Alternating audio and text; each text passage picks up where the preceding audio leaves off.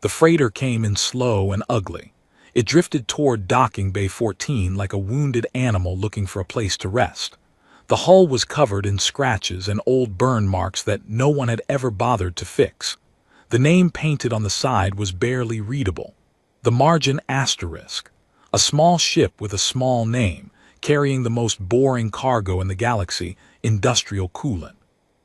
Deep Anchorage Station did not care about industrial coolant. Deep Anchorage was a place of noise and muscle and sharp teeth. It sat on the outer edge of civilized space like a fist made of metal, and everything that passed through it was either dangerous, expensive, or both. Warriors from a dozen species walked its corridors with weapons on their hips and scars on their skin. Bounty hunters drank beside smugglers. Mercenaries played cards with arms dealers.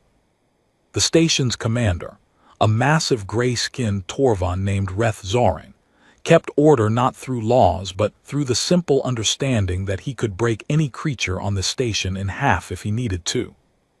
It was not the kind of place where anyone noticed a cargo hauler. Elias Voss stepped off the margin and into the docking bay without a sound. He was a human male in his late 40s, average height, average build. His hair was cut short and streaked with gray.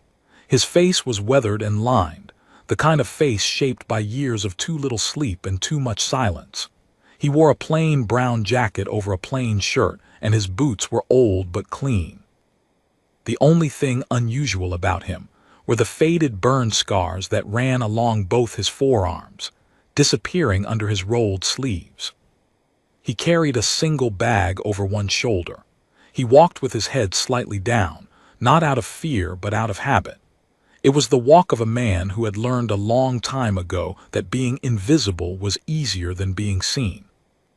The docking officer was a bored Krillian with 4 eyes and a data pad. She did not look up when Elias approached. "Cargo?" she asked. 40 units of thermal coolant, standard grade, delivery contract with the station's engineering division. She tapped the screen twice. "Bay 14, don't block the main corridor with your loading equipment." "I never do." She still did not look up. Elias walked past her and into the station. Deep Anchorage was busy that evening. A Dralith patrol fleet had returned from a successful border operation 2 days ago, and the station was full of young soldiers celebrating their victory. The Dralith were tall, scaled, and built like war was the only thing their species had ever been designed for. They had 4 arms, each one thick with muscle, and their faces were hard and angular with rows of small, sharp teeth. They were a proud species, a loud species, and right now they were a very drunk species. The station's main cantina was called the Iron Gullet. It was a wide, low-ceilinged room filled with metal tables, bad lighting, and the smell of 100 different alien drinks mixing in the recycled air. The noise hit Elias like a wall when he walked through the door. Laughter, shouting, the bang of fists on tables, the crash of glasses. He paused for just a moment at the entrance, his eyes moving across the room in a quick practice sweep, counting exits, nodding positions, reading the crowd. He did it without thinking. It was something his body did on its own, like breathing. Then he walked to the far end of the bar, sat on an empty stool, and ordered a drink. Nobody looked at him. The center of the cantina belonged to the Dralith soldiers. There were about 15 of them, clustered around a group of tables they had pushed together. They were loud and happy and full of the kind of confidence that only comes from being young and winning your first real fight. At the center of the group sat a warrior named Kethvorin. Keth was younger than the others, 22 cycles, which was barely an adult by Dralith standards, but he was tall even for his species, and his golden scales caught the light in a way that made him hard to ignore. He had a new scar running across his jaw, a trophy from the border skirmish, and he wore it like a crown. He talked with all 4 hands, gesturing wildly as he told the story of his kills for the 3rd time that night. 14, Keth shouted, slamming one of his fists on the table. 14 confirmed kills in my first real engagement, the youngest warrior in the patrol fleet to reach double digits. His squad mates cheered, drinks were raised. Kill counts mattered here. They mattered everywhere in the galaxy, at least among the species that fought. Your kill count was your rank, your reputation, your identity. Warriors tattooed their numbers into their skin. Mercenaries engraved them on their weapons. Bounty hunters listed them on their professional profiles like a doctor listing degrees. When two strangers met on a station like Deep Anchorage, the first question was often the simplest: what is your count? It was how the galaxy measured worth. The ritual played out across the cantina that night as it always did. Keth moved from table to table with his squad mates, introducing himself and trading numbers. A Torvan mercenary with a missing tusk said his count was 40. Keth nodded with respect. A Krillian bounty hunter with cybernetic eyes said 206, confirmed. The table went quiet for a moment. That was a serious number. A Veloni trader laughed and said 0, holding up her thin blue hands, and the table laughed with her. Traders were not expected to fight. And humans were not expected to do much of anything. That was the general understanding in the galaxy. Humans were a mid-tier species at best. They were not the strongest. Almost every other species could outmatch them in raw physical power. They were not the fastest. Their senses were average. Their technology was decent but not remarkable. They had joined the Galactic Accord about 50 years ago and had settled into a comfortable role as traders, mechanics, engineers, and haulers. Worker species. Useful, like a good tool, but nothing to be impressed by. Nobody asked humans for their kill count. It would be like asking a cleaning drone for its combat record. Elias sat at the end of the bar and drank slowly. The drink was something local, brown and bitter, and it burned on the way down in a way that he found comforting. He watched the room without watching it. He listened to the laughter without joining it. A server droid rolled past his stool, paused, seemed to consider taking his empty glass, and then moved on to a louder customer. Even the machines overlooked him. A glass shattered somewhere behind him, someone dropped a bottle, and Elias flinched. It was a small movement, barely visible. His shoulders tightened for half a second and his right hand moved an inch toward his hip before stopping. Then he breathed out slowly and relaxed. He picked up his drink and his hand was perfectly steady. But when he set the glass back down on the bar, there was the smallest tremor in his fingers, just for a moment. Then it was gone. No one noticed, no one was looking. But someone was. Ciala Wren sat in a booth in the corner of the cantina, half hidden in shadow. She was a Veloni, tall, slender, with smooth blue-gray skin that gave off a faint bioluminescent glow in the dim light. Her species had evolved in deep oceans, and even now, centuries after they had left the water, they carried that quiet, patient stillness with them.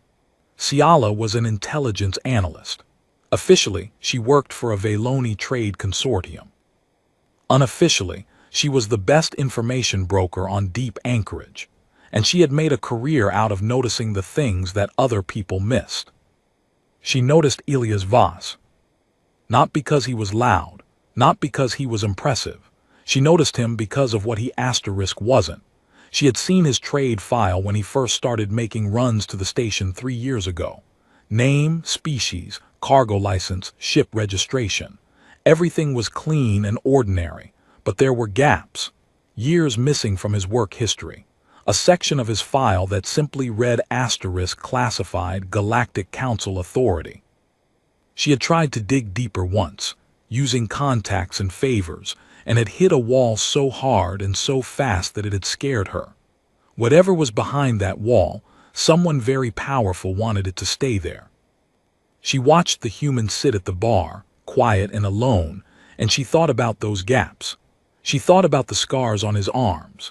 She thought about the way his eyes had moved when he entered the room, not the lazy scan of a bored trader, but the sharp, automatic sweep of someone trained to assess threats in a fraction of a second. She sipped her drink and said nothing. Across the cantina, Kethvorin was running out of tables to visit. His squad mates were getting drunker and louder. And the game of comparing kill counts was reaching its natural end. Most of the serious warriors had been asked. Most of the numbers had been traded. The energy was starting to fade, and Keth did not like it when the energy faded. He was young, and he was proud, and the night was still early. One of his squad mates, a stocky Draelith with dark green scales, nudged Keth with his lower arm and nodded toward the end of the bar. "What about the human?" he said, grinning. Keth looked. He saw Elias sitting alone, small and plain, staring into his drink like it held the answers to questions nobody was asking. Keth's mouth stretched into a wide, sharp-toothed smile. "The cargo hauler," Keth said. "Ask him his kill count," another squad mate said, already laughing. The table erupted. The idea was perfect. The punchline was already written. A soft, boring human sitting alone at a bar full of warriors. What could his kill count possibly be? 1, 0. Would he even understand the question? Keth stood up from his table, rolled all four of his shoulders, and started walking toward the bar. His squad mates followed, still laughing. Other tables noticed the movement and turned to watch. Entertainment was entertainment, and this promised to be good. Elias Voss did not look up. He took another sip of his drink. Somewhere in the station, a cargo manifest waited for his signature. Somewhere in the docking bay, the margin sat quiet and patient, ready for its next run. He had no idea that the next 60 seconds were about to change everything. Kethvorin reached the bar. He put two of his four hands flat on the counter, leaned in close, and smiled down at the human with all of his teeth. "Hey, little human," he said. "We have a question for you." Kethvorin smelled like cheap alien alcohol and victory. He leaned against the bar with the easy confidence of a young warrior who had never been truly afraid of anything in his life. His golden scales reflected the cantina's dim lighting, and his four arms were spread wide, two on the counter, two crossed over his broad chest. Behind him, his squad mates formed a half circle, already grinning. A few other tables had turned to watch. The cantina had not gone quiet yet, but the noise had shifted. People were paying attention. Elias Voss looked up from his drink slowly, the way a man looks up when he knows someone is talking to him, but is not in any rush to respond. His gray eyes settled on Keth's face without expression. "Can I help you?" Elias said. Keth's grin widened. His teeth were sharp and white, and there were a lot of them. "I am Kethvorin of the 3rd Draelith Patrol Fleet. We have just returned from the border campaign in the Vyeth Corridor." He thumped one fist against his chest with a dull thud. 14 confirmed kills. My first engagement." "Congratulations," Elias said. His voice was flat, not rude, just flat, like he was responding to someone telling him about the weather. Keth waited for more. There was no more. "We have been going around the cantina tonight," Keth continued, gesturing toward the room with one of his upper arms. "Trading kill counts. It is tradition among warriors. You share your number and the other shares theirs. It is how we honor each other's strength." Elias nodded slightly. "I have heard of the custom." "Good, then you understand." Keth placed all four hands on the bar now and leaned in closer. His head was nearly twice the size of the human's. "So we would like to ask you, human, what is your kill count?" The laughter came before Elias could answer. It rolled through Keth's squad mates first, then spread to the nearest tables. It was not cruel laughter, not exactly. It was the kind of laughter that comes when everyone already knows the answer and the fun is in watching the question land. A cargo hauler. A human cargo hauler.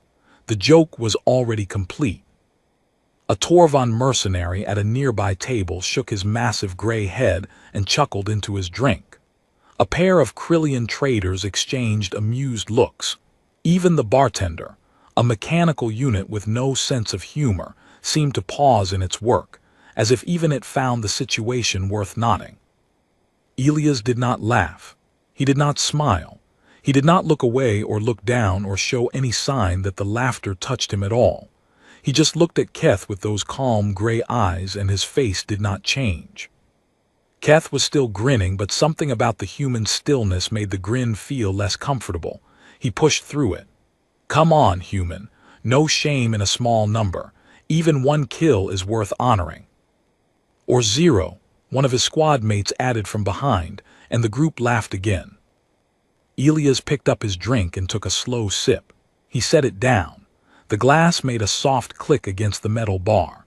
The laughter was starting to fade, not because the joke was over, but because the human was not reacting the way he was supposed to. He was supposed to be embarrassed. He was supposed to stammer out a low number or wave the question away with a nervous laugh. That was how this was supposed to go. Instead, Elias looked at Keth and asked a question of his own. "Confirmed kills," he said quietly, "or estimated?" The words were simple. The tone was simple, but something in the way he said them changed the air in the room. It was like the temperature dropped by half a degree. Not enough to notice with your body, enough to notice with your gut. Keth blinked. All four of his eyes, too large, too small, blinked together in a rare moment of genuine confusion. "What?" "You asked for my kill count," Elias said, his voice still low, still calm. "I need to know what you are asking for. Confirmed kills are the ones that were verified by official records. Estimated kills include the ones where verification was not possible due to conditions in the field." He paused. "They are very different numbers." The cantina was getting quieter. Not silent yet, but the conversations at the nearest tables had stopped. People were listening now, even if they were pretending not to. Keth's grin was still on his face, but it had changed. It was frozen now, more reflex than expression. He did not understand what was happening, but some old instinct in the back of his warrior brain was telling him that the ground under his feet was not as solid as he thought. "Confirmed," Keth said. He tried to make it sound casual. It did not sound casual. Elias looked down at his drink. He was quiet for a long time, not the dramatic silence of a man building to a big reveal. It was the heavy silence of a man deciding whether to open a door that he had kept locked for a very long time. His jaw tightened. His fingers pressed against the glass. The faint tremor was back in his hands, and this time Keth was close enough to see it. Then Elias looked up.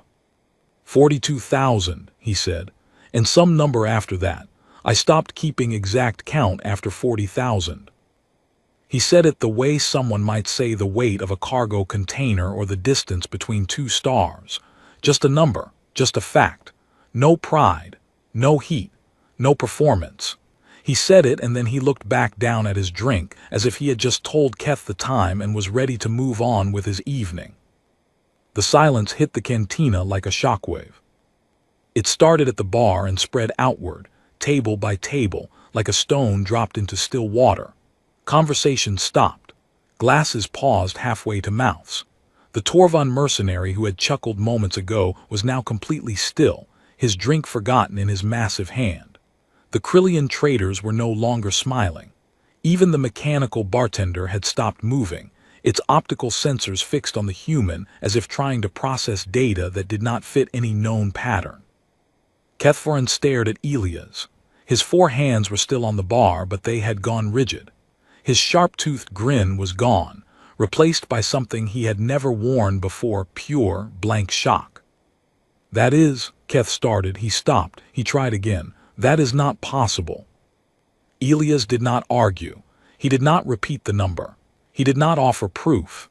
He just sat there looking at his drink, and his silence was louder than anything else in the room. "You are a cargo hauler," Keth said, and now his voice was louder, almost defensive. "You carry coolant. You are a asterisk human asterisk." He said the word like it was supposed to mean something, like it was supposed to be the end of the argument. Elias said nothing. Keth looked back at his squad mates for support. They were not laughing anymore. They were not even looking at Keth. They were looking at the human, and their faces carried the expression of soldiers who had just realized they might be standing next to something they did not understand. "He is lying," Keth said to them. "He must be lying." But even as he said it, he knew it did not feel like a lie. Lies had a shape to them. Lies came with too many details, too much effort. Too much performance. The human had given his number the way someone gives directions to a place they have been to 1,000 times. There was no effort in it. There was no performance. There was only weight.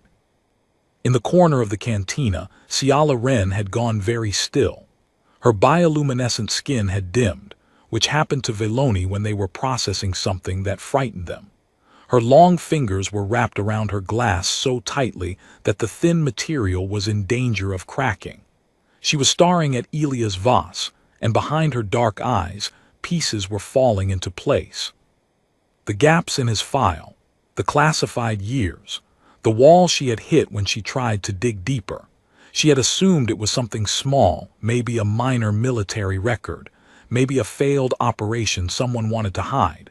She had never imagined that the wall existed because what was behind it was this: 42,000 confirmed kills. She tried to do the math in her head and felt sick. Even in the bloodiest battles of the Galactic Accord's history, individual kill counts rarely broke into the hundreds. The most decorated Draelith generals in recorded history topped out around 8,000 over entire careers spanning decades. The number Elias had just spoken was not a warrior's number. It was an asterisk catastrophe's asterisk number. It was a number that only made sense if something terrible had happened. Something enormous. Something the Galactic Council had tried very hard to bury. Ciala opened her data pad under the table and began composing a search query with trembling fingers. She typed 2 words: Ember Tide. Near the cantina's main entrance, Commander Reth Zorin had stopped walking. The station commander was a wall of gray muscle and old scars. He had come to the cantina to deal with a minor supply dispute, nothing important, nothing that required thought. He had been passing through when the silence hit, and he had stopped not because of the silence itself, but because of what had caused it. He had heard the number. Zorin was old. He had fought in 3 wars and had led soldiers through the kind of darkness that most species preferred to pretend did not exist. He had a kill count of his own, a number he had stopped sharing years ago because it attracted the wrong kind of attention. But his number was small compared to what the human had just said. His number was a stream. The human's number was an ocean. And unlike every other person in this room, Zorin did not think the human was lying. Because Zorin remembered, not the details, those had been sealed behind classification walls so high that even station commanders could not reach them, but he remembered the rumors. 12 years ago, when the Hollow Swarm had broken through the outer frontier and threatened to consume an entire colony cluster, something had stopped them. Not a fleet, not an army, something smaller, something classified. An operation that the Galactic Council had buried so deep that even speaking its name in official channels triggered an automatic security review. He had heard whispers. Everyone in the military had heard whispers that a human unit had been deployed, that they had done something no one else could do, that the cost had been beyond measurement. And now, a human was sitting in his cantina with a kill count that made hardened warriors go silent, and the look on that human's face was not the look of a liar or a braggart. It was the look of a man carrying something so heavy that even sitting still seemed to take effort. Zorin stood at the entrance and watched. His aide, a young Torvan officer, shifted nervously beside him. "Commander," the aide whispered, do you want me to?" "No," Zorin said quietly. His deep voice rumbled like distant thunder. He was staring at Elias with an expression that his aide had never seen before. It was not anger. It was not suspicion. It was recognition. "So that is where they hid him," Zorin murmured, almost to himself. His aide looked confused. "Sir." Zorin did not answer. He watched the human for a moment longer, the small, quiet, scarred man sitting at a bar, surrounded by warriors who had been laughing at him 60 seconds ago and were now afraid to speak. Then Zorin turned and walked out of the cantina without another word. Back at the bar, Kethvorin was still standing in front of Elias. The young warrior's 4 hands had dropped to his sides. His squad mates had pulled back a step, as if distance could protect them from something they could not name. The cantina around them was slowly starting to breathe again, quiet conversations resuming, glasses being lifted, the careful sound of people pretending everything was normal when they knew it was not. Keth opened his mouth, closed it, opened it again. "How?" he finally asked. His voice was small.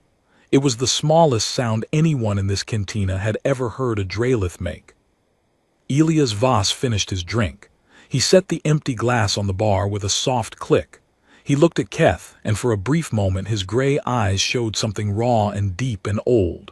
Not anger, not pride, something worse. Sadness. "You do not want to know," Elias said quietly.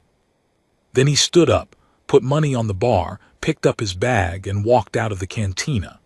He moved through the silent room without looking left or right, and every pair of eyes in that room followed him until he was gone. The door closed behind him. Nobody laughed. The cantina did not recover that night. People stayed. People drank. But the loudness was gone. The Dralith soldiers returned to their tables and spoke in low voices, which was something Dralith almost never did. Kethforin sat among them and said nothing at all. He held a drink in one of his 4 hands but did not bring it to his mouth. He just stared at the spot where the human had been sitting, as if the empty stool still held the shape of something he could not understand. One of his squad mates tried to break the silence. "He was lying," he said. "He had to be lying. No single being has a count like that, not even a Dralith war general." Nobody agreed with him. Nobody disagreed either. They just sat there, and the silence did the talking for them. 14 kills. Keth had been so proud of 14 kills. He had worn that number like a medal, shouted it across the cantina for everyone to hear. Now the number sat in his chest like a stone. Not because it was small, 14 kills in a first engagement was genuinely impressive by any standard, but because of the way the human had spoken. Keth had announced his number with fire and pride. The human had spoken his number the way you speak about a scar that never healed. Like it was something he carried not because he wanted to, but because putting it down was not an option. That was the part that kept Keth awake when he finally went back to his quarters and lay in his bunk. Not the number itself, the asterisk way he said it. In Dralith culture, a high kill count was the greatest honor a warrior could achieve. It meant strength, skill, courage. But the human did not look honored. He looked tired. He looked heavy. He looked like a man who had been carrying a weight for so long that it had become part of his bones. What kind of kill count does that to a person? Keth stared at the ceiling and did not sleep. Across the station, Ciala Wren did not sleep either, but for different reasons. She was in her private quarters, surrounded by 3 holographic screens, each one showing fragments of information that she had spent the last 4 hours pulling from every source she could access. Her Veloni skin was dim, almost gray, which meant she was deep in concentration and deep in worry. The search had started with 2 words, Ember Tide. Most databases returned nothing. The phrase was flagged, not deleted, not hidden, but flagged in a way that told any intelligence professional to stop looking. Ciala did not stop looking. She had contacts in places that most people did not even know existed. An old colleague in the Galactic Council's records division. A retired Torvan military archivist who owed her a favor. A data broker on a station 3 systems away, who specialized in information that governments wanted to keep buried. Piece by piece, she built a picture. It was incomplete.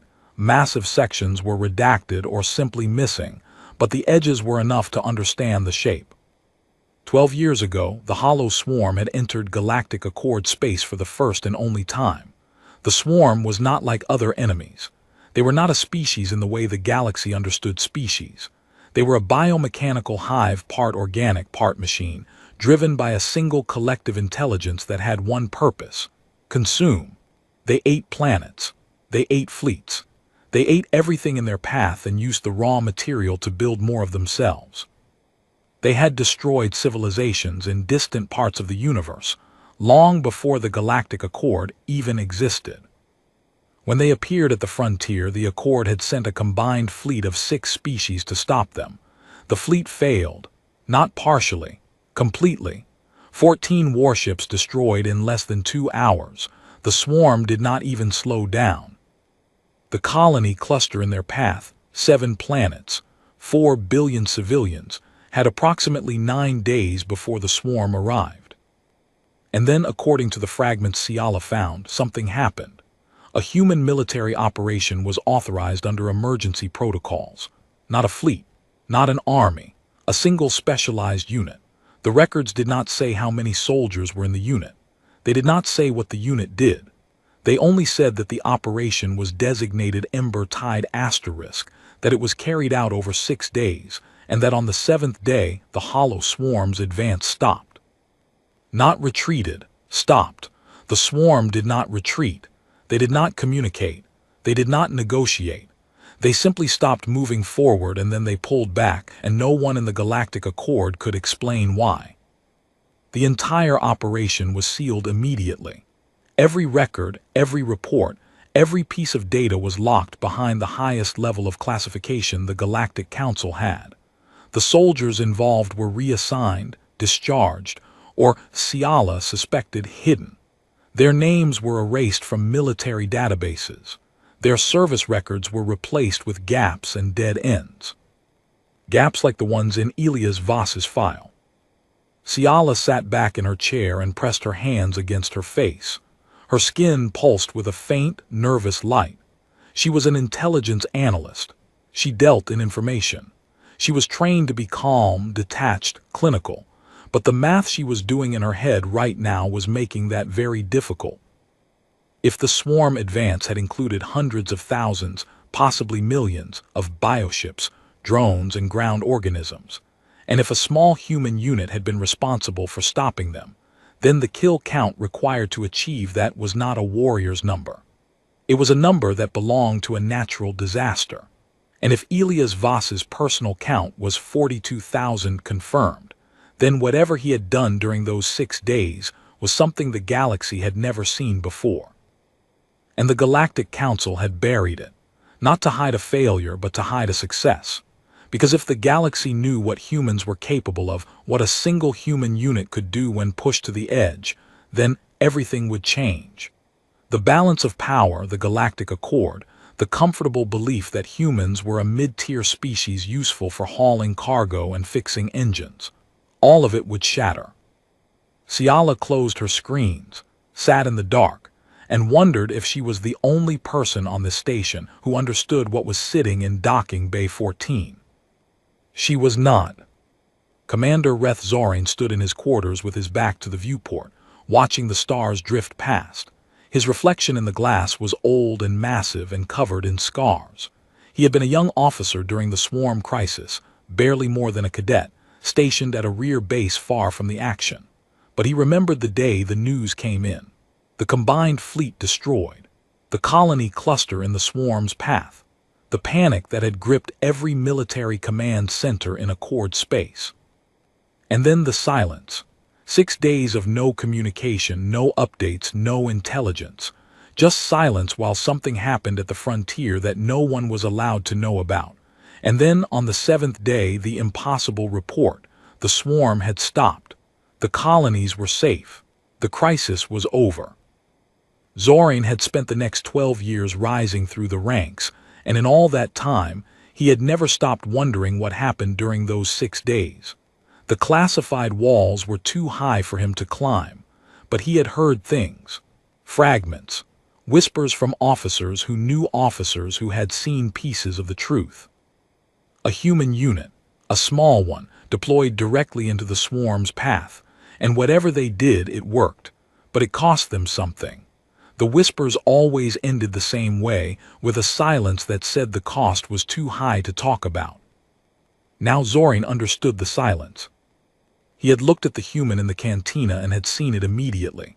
Not a liar, not a braggart, a survivor. A man who had walked through something that should have killed him and had come out the other side carrying a weight that would crush most species. And instead of seeking glory or power or recognition, he had buried himself in the most invisible life he could find.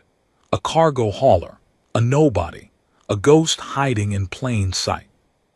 Zorin left his quarters and walked through the station's corridors to docking bay 14.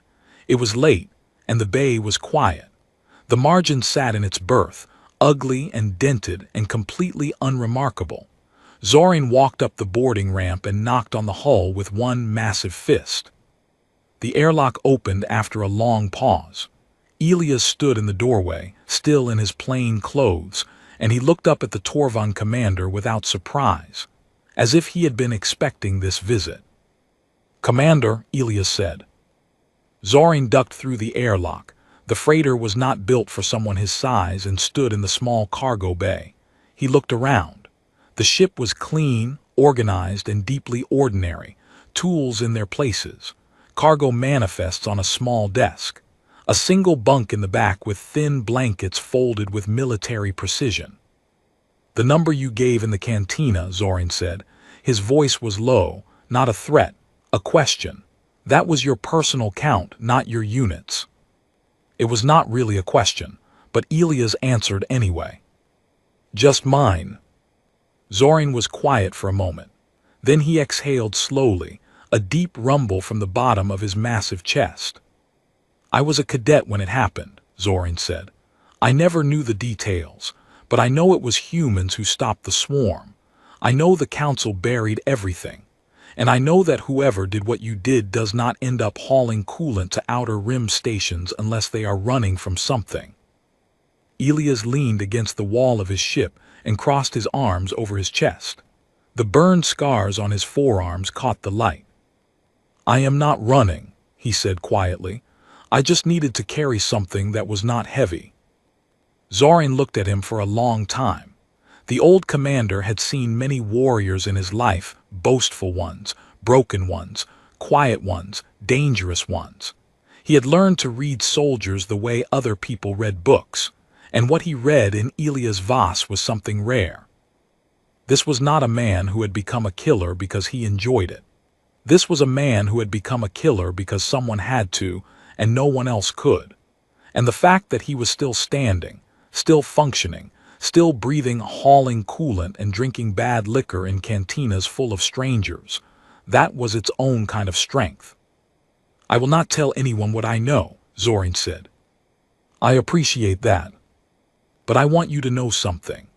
Zorin straightened up, his massive frame filling the small cargo bay. "If the time ever comes when this station needs what you are, not the cargo hauler but the other thing, I will ask, and I hope you will answer." Elias looked at him. His gray eyes were steady, but there was something underneath them, something deep and old and tired. "I hope you never have to ask," Elias said.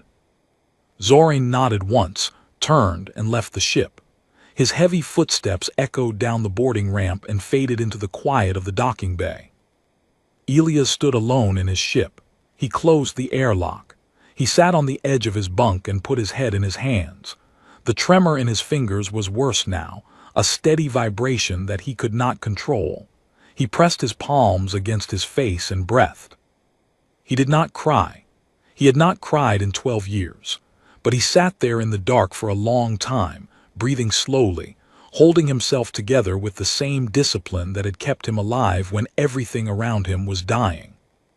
Somewhere in the station, the cantina finally closed for the night.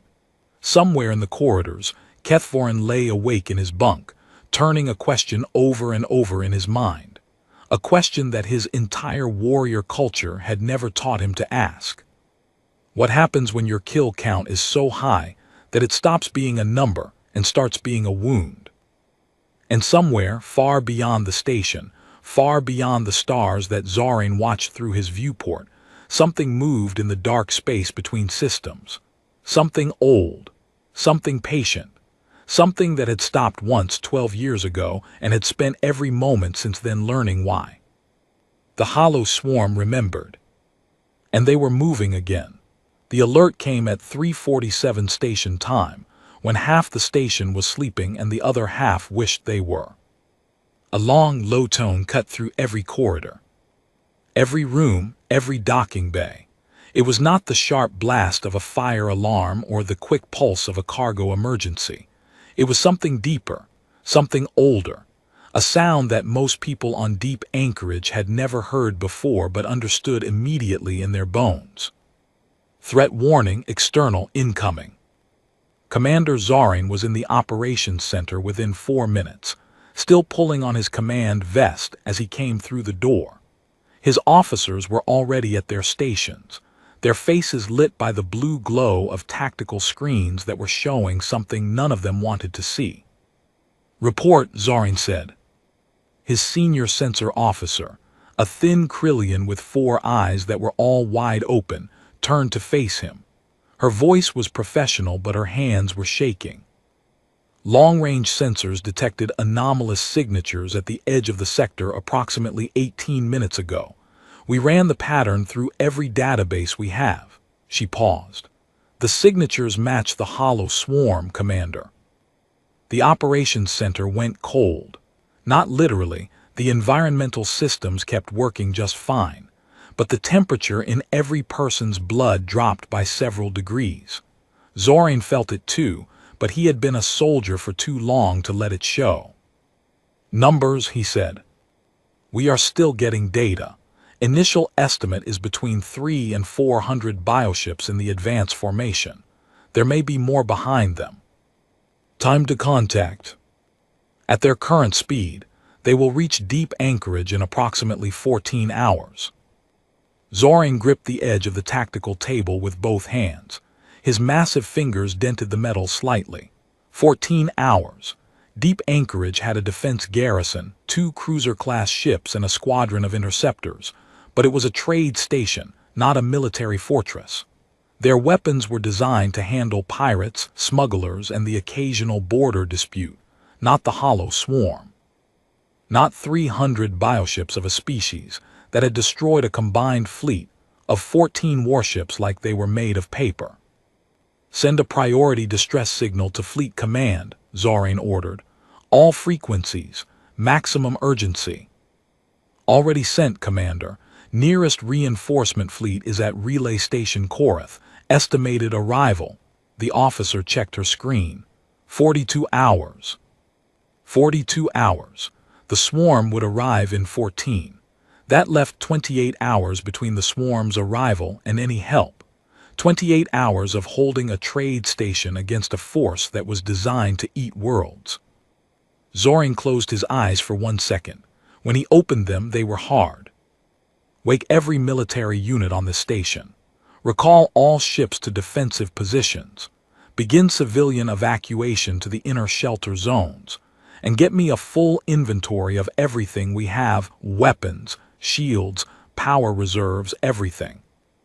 His officers moved. The station began to wake up around them, not gently but with the sharp, frightened energy of a body hit with cold water. Within an hour, the news had reached every corner of deep anchorage. Soldiers reported to their stations. Civilians gathered their families and moved toward the designated shelter areas in the station's core. Merchants locked their shops. Smugglers calculated whether they could reach their ships and run before the swarm arrived. Some tried. Most of them failed. Zorin had ordered all non-military departures suspended. Nobody was leaving. Everybody was staying, whether they liked it or not. In the cantina that had been so loud just hours ago, the Draelith soldiers gathered with a very different energy. The bragging was gone. The games were gone. The proud talk of kill counts was replaced by the quiet, serious business of checking weapons and tightening armor. Kethforin stood among them, and for the first time in his young life, he felt something he had never been trained to feel. Fear. Not the quick, sharp fear of a border skirmish where the enemy was mortal and the outcome was uncertain but survivable. This was deeper. This was the fear that comes when you realize the thing coming for you does not think, does not negotiate, does not stop. The swarm was not an army. It was a hunger, and it was coming here. But Keth was Draelith, and Draelith did not run. He strapped on his armor, checked his blades, and reported to his squad commander with his jaw set and his 4 hands steady. If he was going to die, he would die with his teeth in something. The station buzzed with desperate preparation, but underneath the activity there was a current A whispered question that moved from corridor to corridor, from soldier to soldier, spreading like water finding cracks in stone. The human, the one from the cantina, the one with the number, where is he? Elias Voss was in his ship. He had heard the alert. He had sat on his bunk and listened to the long, low tone, and he had recognized it immediately, not because he had heard that specific alarm before, but because he recognized the frequency of the sound. It was the universal signal for something terrible approaching. He had heard versions of it on colony worlds, on military ships, on bases at the edge of known space. It always meant the same thing. Something is coming, something you might not survive. He sat very still for a long time. His hands were in his lap and the tremor was bad. Not the slight vibration from the cantina, a full, visible shake that he could not control. His breathing was steady but his eyes were closed, and behind those closed eyes images moved. Not memories in the normal sense. Something harder. Something that lived in his muscles and his nerves and the burned tissue on his forearms. 6 days in the dark. 6 days of the sound, that terrible, wet, clicking sound that the swarm made as they moved. 6 days of doing what no one else could do, at a cost no one else would ever understand. He had promised himself he would never go back to that place. Not physically, not mentally. He had built an entire life, a small, quiet, invisible life, specifically so he would never have to be that person again. He hauled coolant. He flew his ship. He kept his head down and his hands busy, and he did not think about the things that lived in the spaces behind his eyes. And now the swarm was back. Elias opened his eyes. He stood up.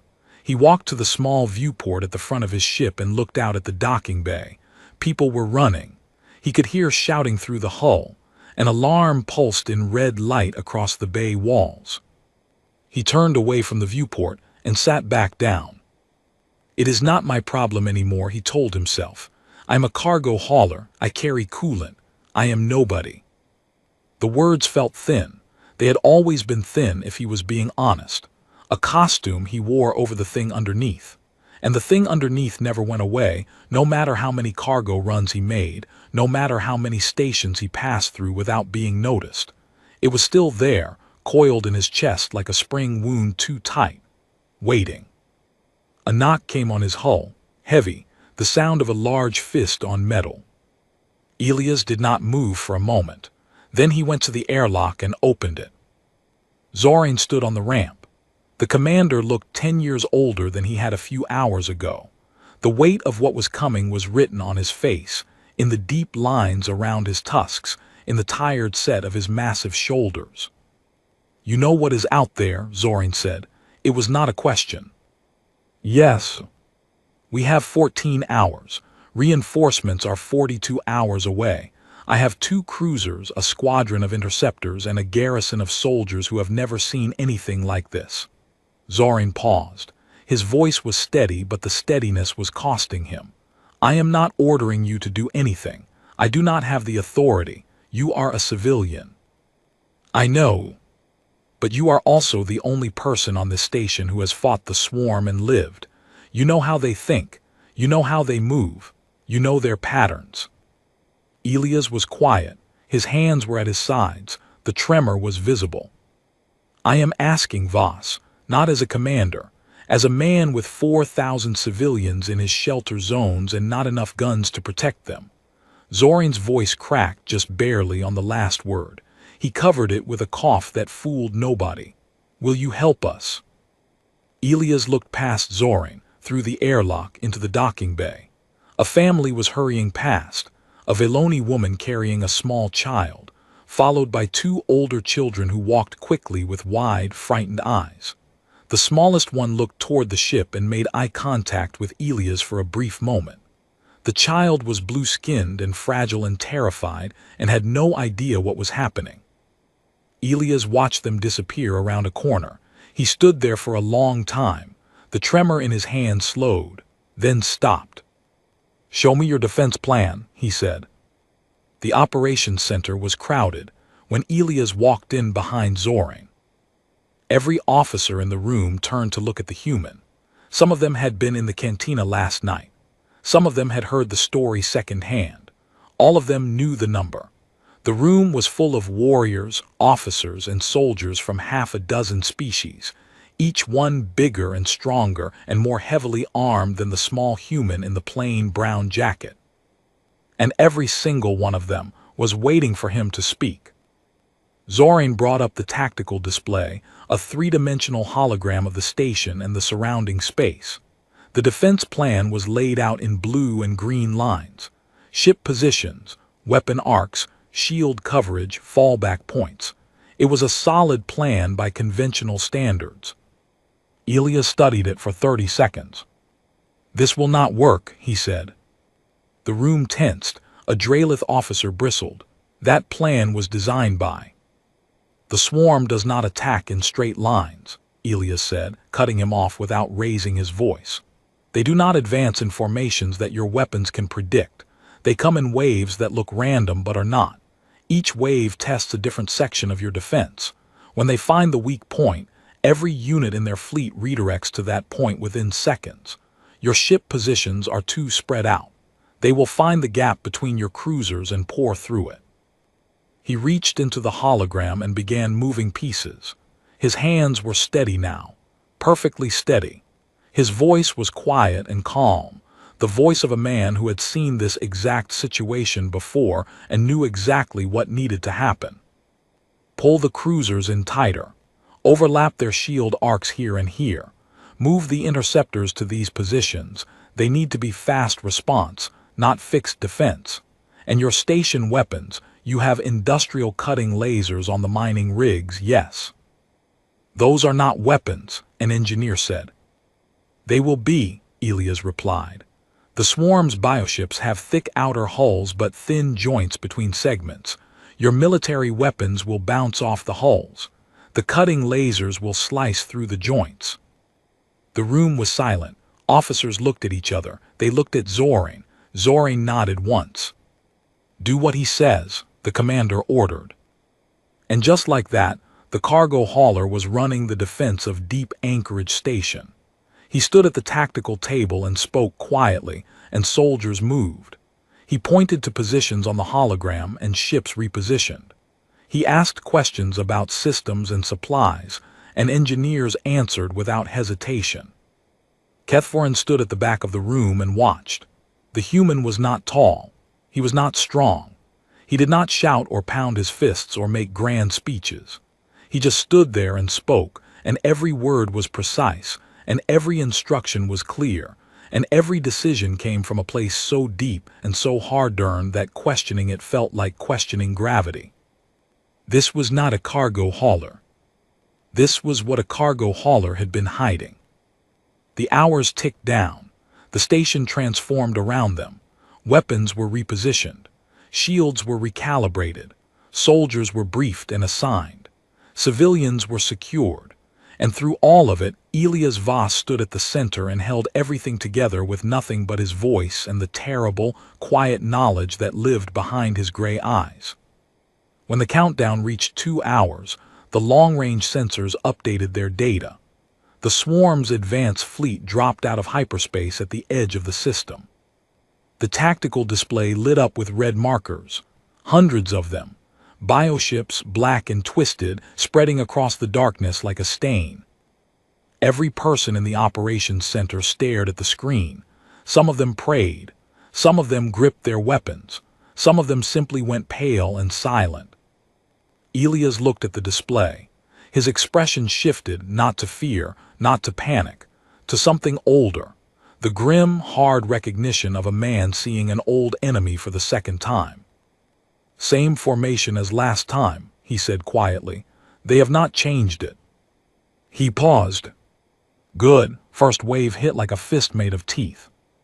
300 bioships moved through space in a pattern that looked like chaos but was not.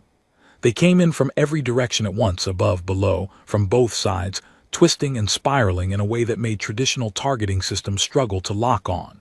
Each bioship was a living thing, black and segmented, covered in a hard shell that pulsed with a faint, sickly light. They did not fly the way normal ships did.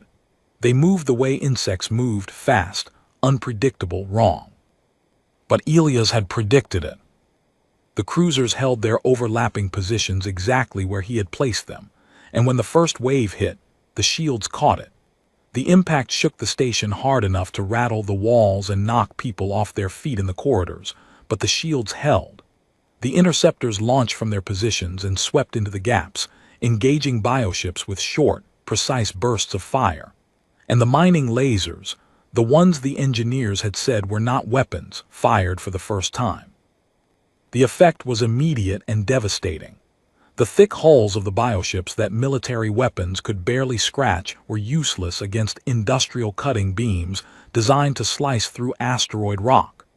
The lasers cut through the joints between segments, and bioships came apart in pieces, spilling dark fluid into the vacuum of space. In the operations center, the tactical display flickered with explosions and movement. Officers called out updates in rapid voices. Damage reports came in. Shield levels dropped and stabilized and dropped again. It was chaos, but it was controlled chaos because every piece of the defense was where Elias had put it, doing exactly what he had said it would do. Elias stood at the tactical table and watched. He did not shout orders. He spoke them quietly, and runners carried them to the communication stations, and the stations relayed them to the ships and the weapons teams. Pull Interceptor Wing 3 to Sector 7. Redirect Cutting Laser 4 to the cluster forming at bearing 215. Tell the port cruiser to angle its shields 15 degrees starboard. The next wave will come from that direction. He was right every time, not because he could see the future, but because he had lived through this before. The swarm used patterns. They were not random. They were a hive intelligence, a single mind controlling millions of bodies, and that mind had habits. It tested defenses the same way, probed for weaknesses the same way, redirected its forces the same way. Elias knew those habits the way a hunter knows the tracks of an animal he has chased for years. The first wave broke. The second wave hit within minutes, harder and faster, concentrated on the station's lower quadrant. Elias had repositioned the shields before it arrived. The third wave split into two groups and attacked from opposite sides simultaneously. Elias had predicted that too. But the swarm was learning. By the fourth wave, the attacks started to change. The patterns shifted. The bioships came in at angles that Elias had not seen before. The hive mind was adapting, testing new approaches, probing the defenses with a cold, patient intelligence that had no fear and no limit. Every wave cost the swarm ships, but the swarm did not care about losses. It had more ships. It always had more ships. Shield generators on Deck 12 are at 40%, an officer reported. Interceptor Wing 2 has lost 3 units. Port cutting laser is overheating. They need to shut down for coolant cycling. Elias processed each piece of information without expression. His face was stone. His eyes moved across the tactical display like a machine scanning data, but inside, in the place where the old memories lived, he could feel the edges of something dark pressing in. The sound, that wet, clicking sound, the smell of burning metal and something organic, the weight of decisions made in seconds that killed hundreds on one side to save thousands on the other. He pushed it back. Not now, not yet. Redirect power from non-essential systems to the shield generators, he said. Shut down the commercial docking lights, the cargo elevators, everything we do not need. Put it all into shields. It was done. The shield stabilized. The fight continued. Inside the station, the battle was different, smaller, uglier. The swarm did not only attack from outside. Bioships carried boarding organisms, smaller creatures, each one about the size of a large dog, armored and fast and designed for one thing. Get inside, kill everything, open the way for more. They attached themselves to the station's hull, burned through the metal with acid, and poured into the corridors in waves of clicking, snapping bodies. Kethforan met them at chokepoint 7. The corridor was narrow, which was the only reason the defense worked at all. Keth and his squad held the intersection where 3 corridors met, and when the first boarding organisms came around the corner, The Draelith warriors met them with blades and close-range fire and four-armed fury. It was nothing like the border skirmish. The border skirmish had been fast and almost clean. This was slow and ugly and wet. The organisms kept coming. They climbed over the bodies of the ones that fell before them. They did not retreat. They did not hesitate. They just kept coming, wave after wave, and Keth fought them with all four arms and all of his teeth and every piece of training he had ever received. A warrior beside him went down, pulled off his feet by 3 organisms that swarmed over him before anyone could help. Another took a hit to the shoulder and kept fighting with 3 arms. Keth felt something slash across his leg and did not look down. Looking down meant stopping.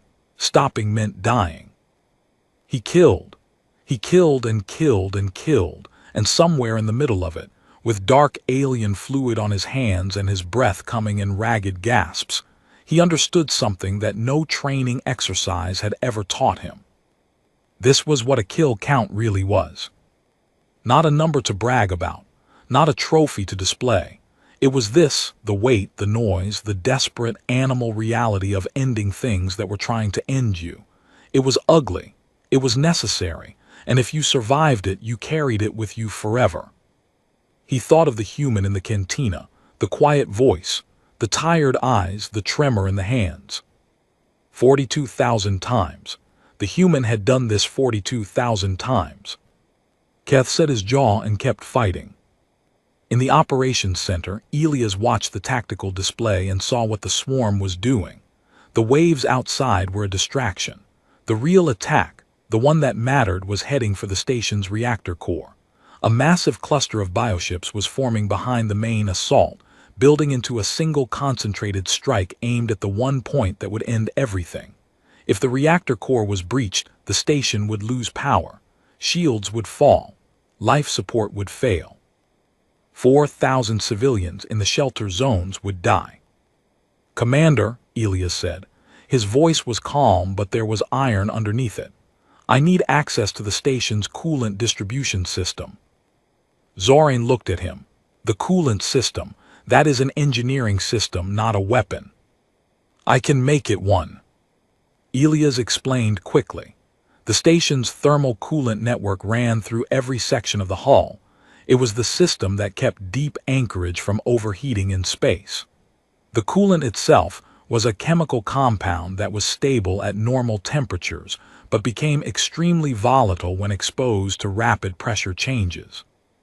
If the exterior coolant lines were vented into specific sections of the hull, the sections where the swarm's main strike was about to hit, the sudden decompression would turn the coolant into a reactive cloud. One ignition source, and the entire zone would become a wall of fire hot enough to burn through bioship hulls. It was the same compound Elias had been hauling for years. He knew its properties better than anyone on the station. "That will destroy 3 sections of the station's outer hull," Zorin said. "Yes, but those sections are already lost. If the swarm reaches the reactor, we lose everything."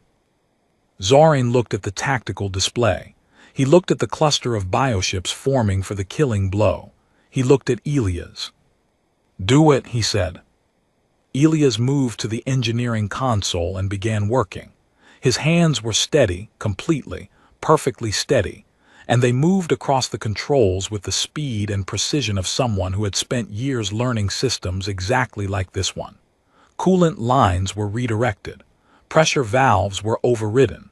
Emergency vents were reprogrammed. But the system required a manual trigger. The safety overrides on the outer hull vents could not be bypassed from the operations center. Someone had to go to the engineering access point in Section 9, a section that was already partially breached by boarding organisms, and pull the manual release. "I will go," Elias said. Zorin grabbed his arm. The Torvund's hand was big enough to wrap around Elias' entire forearm twice. "That section is compromised. Boarding organisms are." "I know." Elias looked at the commander. His gray eyes were clear, not empty, not dead. Clear, the way water is clear when it is so deep you cannot see the bottom. "I have done harder things," he said. Zorin let go. Elias took a weapon from the armory rack, a standard plasma carbine, nothing special, and walked out of the operations center. He moved through the corridors quickly, not running but not slow. He passed soldiers at their positions. He passed barricades made of furniture and cargo containers. He passed a medical station where wounded fighters lay on the floor and overwhelmed medics worked with shaking hands. He reached Section 9. The corridor was dark. Power had been cut to this area to redirect energy to shields. Emergency lighting cast everything in a dim red glow. The walls were scarred with acid burns where boarding organisms had eaten through. The air smelled like chemicals and something organic and wrong. He could hear the clicking. Elias moved forward. The engineering access point was 200 meters ahead. Between him and it, in the red-lit darkness, things moved. He could see their shapes, low, fast, armored, dozens of them. He raised the carbine. His hands did not shake. He went in. What happened in that corridor took 11 minutes. When Elias emerged on the other side and reached the engineering access point, his jacket was torn. His left arm was bleeding from 3 deep gashes, and the carbine's power cell was nearly empty. Behind him, the corridor was silent. He pulled the manual release. The coolant vented, and when the swarm's main strike hit the designated hull sections, the volatile cloud ignited in a chain reaction that turned 3 sections of Deep Anchorage's outer hull into a furnace. The tactical display in the operations center lit up white. When the light faded, the swarm's main assault force was gone. Not retreating. Gone. Burned apart in a chemical firestorm that their bioarmor could not withstand. The remaining bioships, suddenly leaderless as the hive mind struggled to process the loss, broke formation and scattered. The interceptors and cutting lasers picked them apart. It was over. The station shook with secondary explosions for another 20 minutes as damaged sections vented and sealed. Emergency systems activated. Fire suppression drones launched into the burning hull sections. Damage reports flooded the operations center in a constant stream of bad news that was, somehow, not as bad as it should have been. Deep Anchorage survived. When the reinforcement fleet arrived 42 hours later, they found a station that was battered, burned, and missing 3 sections of its outer hull. They found a garrison that had fought beyond what anyone had a right to expect. They found 4,000 civilians alive in the shelter zones.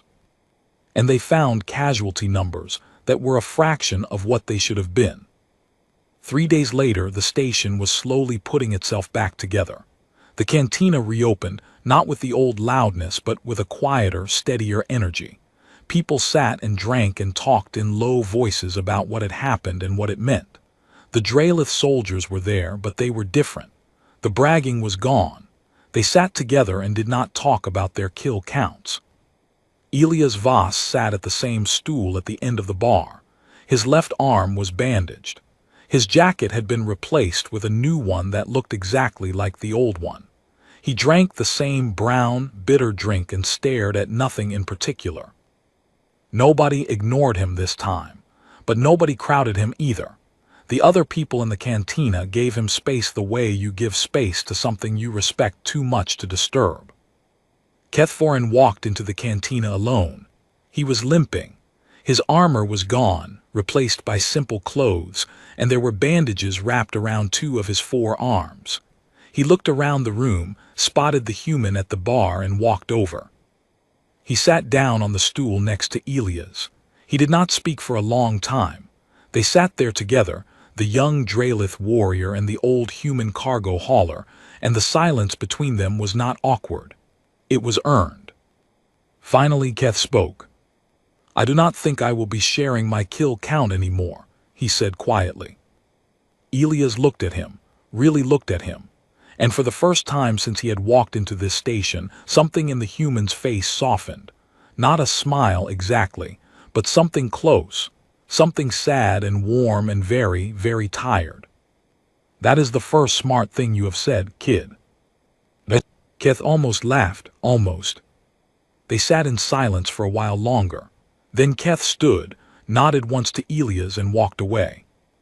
The next morning, Elias Voss filed his departure clearance, loaded a new cargo manifest, and undocked the margin from docking bay 14.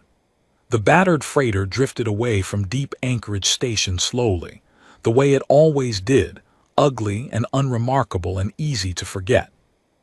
Zorin watched from the operations center viewport as the ship grew smaller. His aide stood beside him. "Should we report his involvement, Commander?" the aide asked. Zorin was quiet for a moment. "No," he said. "Some people do not want to be remembered. The least we can do is let them be forgotten." The freighter reached the edge of the system, powered up its drive, and disappeared into the dark between stars. Somewhere out there, a man who had saved the world twice went back to carrying coolant. Not because the galaxy deserved it, not because anyone would ever know, but because after everything he had done and everything he had lost, the only thing Elias Voss wanted was to carry something that was not heavy,